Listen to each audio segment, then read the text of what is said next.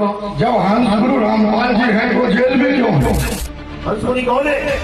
Jail में बैठा हुआ है हंसमुनि, जो अपने आप को कबीर कहाएगा, जो कहेगा मैं ही कबीर हूँ, जो बड़े बड़े चमत्कारों का दावा करेगा, कैंसर ठीक कर दूंगा। कौन बोल रहा है? वही हंसमुनि बोल रहा है। जपो कलिंग, जपो हरियम शरियम सोहम। ये कौन है? ब्रह्मदूत नितिन दास जी का कहना है कि संत रामपाल जी महाराज हंस मुनि हैं। संत रामपाल जी महाराज 12वें पंथ को चला रहे हैं। तो मैं नितिन दास जी और नितिन दास के शिष्यों से कहना चाहूँगा कि इतने बड़े भ्रम में ना रहे, क्योंकि संत रामपाल जी महाराज 13वें पंथ को चला रहे हैं, न कि 12वें पंथ को। 12वां पंथ गरीबदास जी महाराज जी का है और 12वें पंथ के प्रवर्तक गरीबदास जी महाराज है, न कि संत रामपाल जी महाराज। इससे सिद्ध होता है कि संत रामपाल जी महाराज हंस मुनि नहीं है। जीवन का उद्देश्य है मुक्त होना, जन्म मरण से मुक्त होना। यह है इंसानी जीवन का परम उद्देश्य। नितिन दास जी का कहना है कि मनुष्य जीवन का उद्देश्य मोक्ष पाना है, जन्म मृत्यु के रोग से छूटना है। ये बात तो बिल्कुल सही है, लेकिन नितिन दास जी अगली ही वीडियो में कहते हैं कि मनुष्य जीवन का उद्देश्य केवल और केवल आत्मज्ञान को समझना है। जो आत्मज्ञान को समझ गया उसका कल्याण हो जाएगा, जो कि सरासर गलत है। मनुष्य जीवन का एक ही उद्देश्य है कि जीते जी आत्मज्ञान को प्राप्त करना। आत्मज्ञान को प्राप्त कर लिया तो समझ लो इंसानी जन्म सफल हो गया।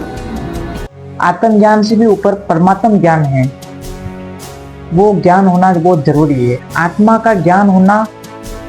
आत्मज्ञान क्या है कि कहाँ से आया कहाँ जाएगा, तन छूटे तब कहाँ समावेगा, आखिर तुझको कौन कहेगा, गुरु बिन आत्मज्ञान। ये आत्मज्ञान है। अगर किसी को आत्मज्ञान के बारे में पता भी चल गया तो क्या मतलब है, जब उसे परमात्मा का ज्ञान है ही नहीं। जब व्यक्ति को परमात्मा का ज्ञान होगा, पूर्ण गुरु से नाम दीक्षा लेगा, तब जाकर उसका कल्याण होगा। जब पूर्ण गुरु के द्वारा बताई गई साधना करेगा, उसके द्वारा उस जीव का मोक्ष होगा। गरीबदास जी महाराज जी ने कहा है, घट घट शालिग राम है, आत्म तत्व विचार, परमात्मा पूर्ण पुरुष है, आत्म तत्व से न्यास। गरीबदास जी महाराज जी ने कहा है कि जो परमात्मा है वो आत्मज्ञान से अलग है, कि आत्मज्ञान होने के बाद परमात्म ज्ञान होना भी जरूरी है। भगवानों की पूजा क्यों कर रहे हैं लोग? कि राम ने रावण को मारा इसलिए पूज रहे हैं, कृष्ण ने कंस को मारा इसलिए पूज रहे हैं, जबकि ये मूर्खों का काम है। रावण कभी मरा ही नहीं है, ना कभी कंस मरा है। रावण कभी मरा ही नहीं है, ना कभी कंस मरा है। वो मर ही नहीं सकते। पंथ में किसी को भी मरा हुआ नहीं मनाया था। हम ये जानते हैं कि इस दुनिया में सबसे बड़ा जो स्कैम है, सबसे बड़ा जो फ्रॉड है, सबसे बड़ा जो झूठ है, वो ये है कि हम मर जाएंगे। इससे बड़ा कोई झूठ नहीं है। सारे जितने भी कांड हो रहे हैं, जितने भी आप देखोगे, जितना भी तामझाम चल रहा है, डर की भक्ति चल रही है, सब कुछ इसीलिए कि एक दिन मर जाएंगे। हर चीज इसीलिए हो रही है कि एक दिन मर जाएंगे। उससे पहले पहले कर डालो। जब हमें ये पता लग गया ना कि हम कभी मरेंगे ही नहीं, उसके बाद दुनिया बदल जाएगी एकदम। नानक जी ने अपनी वाणी में कहा है कि न जाने काल की कर डारे, इसकी ढल जा पासावे, जिनाऊ ने सिर दे मोद खुड़कती, बनाऊ नो केड़ा हंसावे। नानक जी ने कहा है कि इस लोक में कोई भरोसा नहीं है, कभी भी किसी की भी मृत्यु हो सकती है।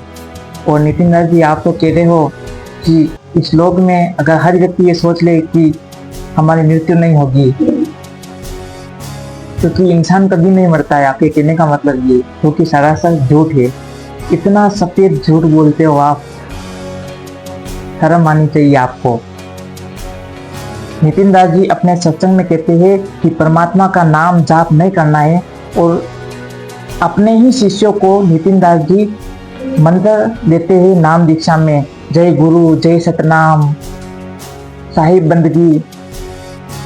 और नितिन दास जी कहते हैं कि ये मंत्र मैं अपने शिष्यों को इसलिए देता हूँ कि दूसरे मंत्रों को छुड़ाया जाए, इसलिए ये मंत्र दिए जाते हैं।